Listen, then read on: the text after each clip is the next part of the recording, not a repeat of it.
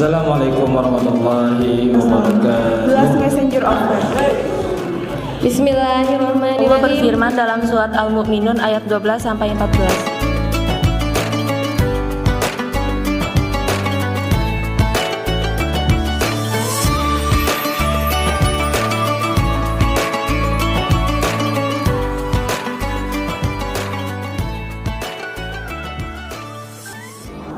Bismillahirrahmanirrahim. Assalamualaikum warahmatullahi wabarakatuh.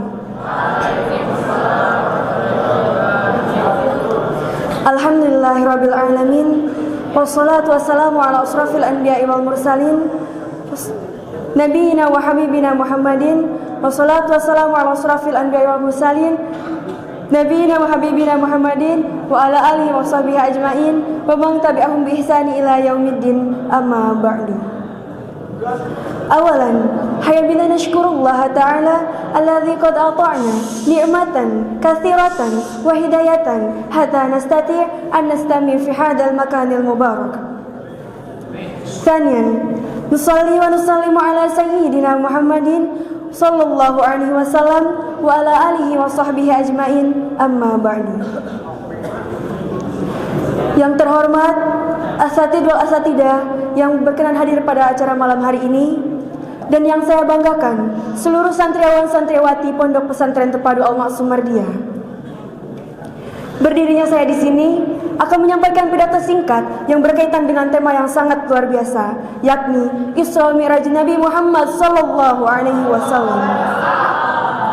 Hadirin rahimakumullah, perlu kita ketahui bahwa 14 abad yang lalu terjadi sejarah yang sangat besar bagi umat manusia, yakni Isra Mi'raj Nabi Muhammad sallallahu alaihi wasallam.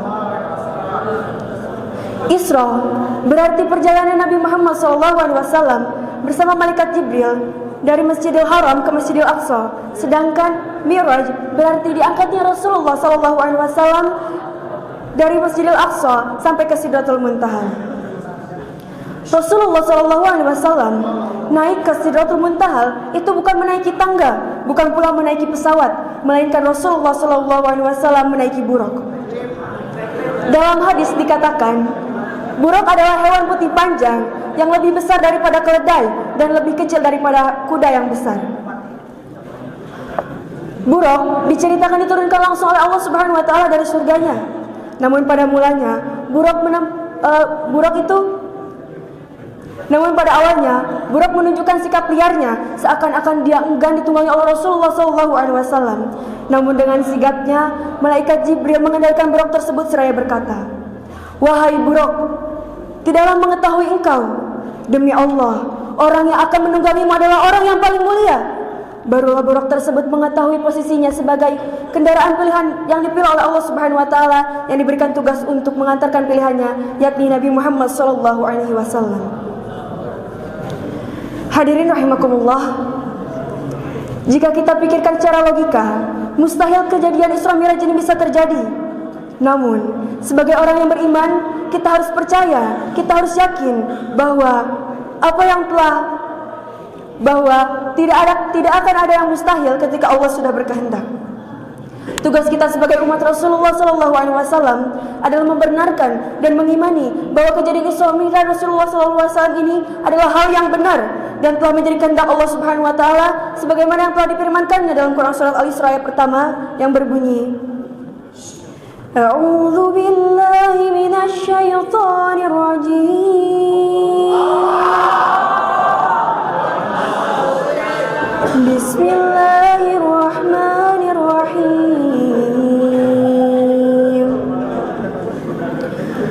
Subhanalladzi asra bi 'abdihi laylan minal masjidil harami ilal masjidil aqsa. Minal masjidil harami ilal masjidil aqsa alladzi barakna hawlahu linuriyahu min ayatina innahu huwas sami'ul basir. Shadaqallahul azim. yang artinya Maha Suci Allah yang telah memperjalankan hambanya Muhammad pada malam hari dari Masjidil Haram ke Masjidil Aqsa, yang telah kami berkahi sekelilingnya agar kami perlihatkan sebagian dari tanda-tanda kami. Sungguh Dia Maha mendengar, Maha melihat. Hadirin rahimakumullah, hal-hal yang perlu kita maknai dan kita ambil hikmahnya dari peristiwa Isra Mi'raj ini sangatlah banyak.